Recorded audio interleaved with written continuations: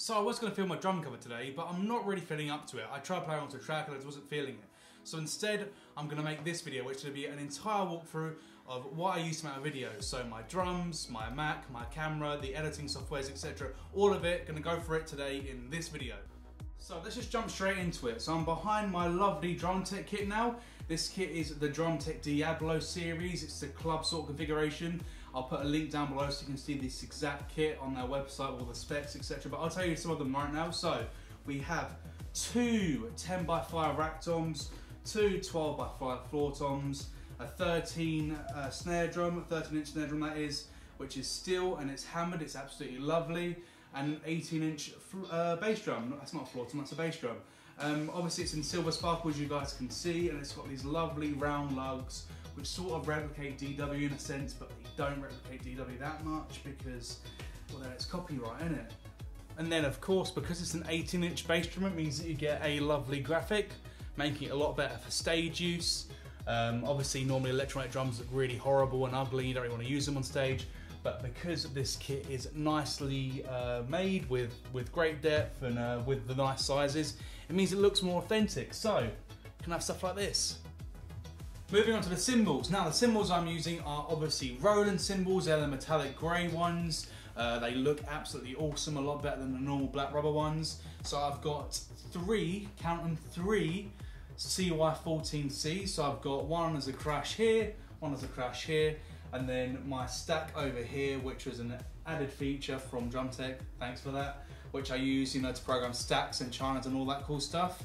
And then my ride cymbal is a CY15R ride, so it's got that slightly bigger diameter. Diameter, is that the word? And this is absolutely fantastic because obviously you get your bow triggering, your bell triggering, and your edge triggering. Then moving on to my hi-hats, I've got the VH13 MG. MG stands for metallic grey. I don't care what anyone says, these are the best electronic hi-hats on the market, hands down, full stop, period. There's no one else that has come close to this accurate triggering that you get with the VH13. Now the VH11 is also really, really good, but that's built in a slightly different way. It doesn't have the bottom sort of symbol, if you like. It's got a little control switch box, which is a little pivot on the top of it. Still very, very good hi-hats. So if you're in the market for new hi-hats and you play electronic drums, VH11 or VH13 would be my personal, I guess, recommendation for you guys. Okay, so moving on to the module. Now the beast of module I've got is the Roland TD30. That comes as standard with a club edition of the Diablo series, but obviously you can buy the Diablo series shell pack and in different configurations that have different modules like the 25, the 11, etc. But yeah, so my one is a TD30. It's a bit dusty at the moment. But yeah, so it's an absolutely fantastic module because it's got separate outs, so you can use it live as you would a acoustic drum kit, in a sense that you can run each pad out as if they were mic'd up into your main desk, which is great for mixing and great for live sound and great for recording, all that stuff. Now this features supernatural sound technology as all of the Roland modules do, which means you get all those nice nuances as if you were playing acoustic drums, so they don't sound really machine gunny, especially with the snare drum doing rolls and stuff. So very, very good module, love it. Get one. Okay, so moving right down to my feet now, I am using the Pearl Demonator pedals. I got these pedals about 3.5 years back as a birthday present from my mum and dad, thanks for that. And I'm still using them. I mean, they're only single chain, but it's a double pedal and they feel really nice. I mean, I've got no complaints really. I'm not really a pedal connoisseur like some people are. And although, you know, the Talma Iron Cobra stuff and the Dido 9000s, etc. are fantastic, I feel like I can play pretty well with these, so I haven't felt the need to upgrade them. They're in pretty good condition still, as you can. Well, I mean, they've got some scraps and stuff, but yeah, they're absolutely great. I really like them. So if you're looking for a cheap double pedal, get these. Or actually, also look at the Iron Cobra 200s or the 600s. They're also really good pedals. As a side note, I really like them. For beaters, I'm using the Drum-Tec Silent Stroke beaters. So they got this sort of like rubber on it, which means that it's a lot more quiet. Really, really nice. I've got two of those, obviously because it's double pedal. And yeah, those are my pedals. The drum throne I am using is the Mapex T756B. Again, I got this about 3 years ago when I got my Pearl Demonator pedals. This is a motorcycle style throne, which means that it looks essentially like a motorcycle seat, or supposedly is meant to. Some guys debate about round top, motorcycle top, piano style top, etc. I like this one, it does a job. And at £93, I checked the web price, at £93 it's an absolute steal. As you can see, it's in pretty good nick. And yeah, and this one actually comes as blue or black with white stripes or white with blue or black stripes. I'm a bit colourblind, I can't say if it's blue or black. I think it's blue. Correct me if I'm wrong. And as you can see, it's got a nice sparkly trim as well around the edges. I'm going to stay down here because it's really comfy. And I'm also going to move on to the drumsticks I use. So drumsticks, I use two different types of stick. So I normally flip between, these ones are the ones I use the most, and these ones are the Pellwood X-Line stick. It's 5D custom. These are quite a small sort of diameter stick with a round tip. I like round tips. That's not a sexual innuendo. And yeah, I mean, I've been using these for ages, ever since sort of starting, you know, with Pellwood, etc.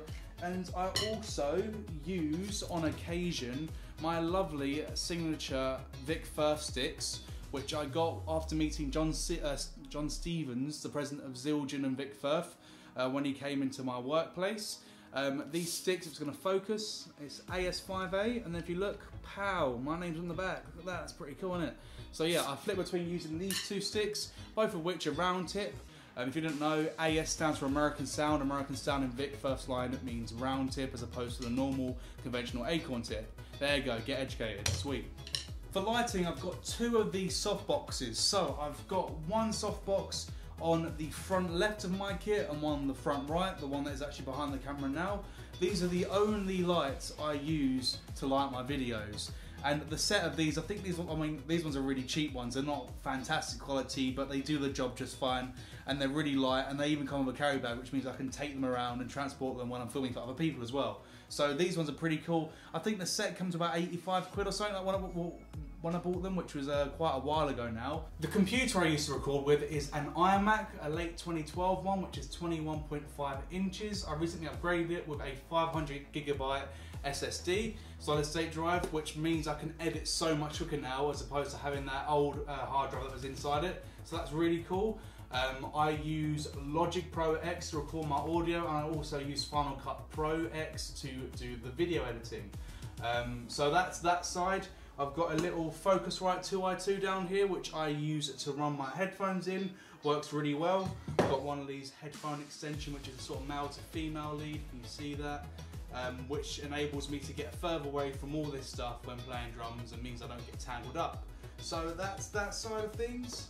For all you furniture nerds, the table it is on is from IKEA. It's got some weird Swedish name, but it was £9.99, which is an absolute steal. So if you need a small little coffee table or something to put your computer on when you're playing drums, get down to IKEA, because this is pretty good. And last but not least is the camera I record with. Now, I'm using the Sony a6000 camera. That's a mirrorless camera. It's really, really small profile, which means it's really portable. The lens I normally use is either the kit 16 to 50mm lens, or the lens I'm using right now, which is the 16mm Sigma f1.4 DCDN lens from the contemporary range. I also use the SEL50 f1.8, which is the 50mm f1.8 lens. Really great for portraits and the close-up shots with the artsy-fartsy sort of close-ups, etc. I really like that lens. To record all the audio for the talking stuff, I'm using the new Zoom H1N, which was released at the start of this year. That's a really, really cool handy recorder, and it goes right onto my camera, so that's fantastic. So yeah, that is everything I use to make my videos. I'm going to make a video really soon on how I actually record my drum covers, so to get professional results when recording electronic drums. I'll be doing that really, really soon. So yeah, if you enjoyed this video, please like, please subscribe, please comment down below.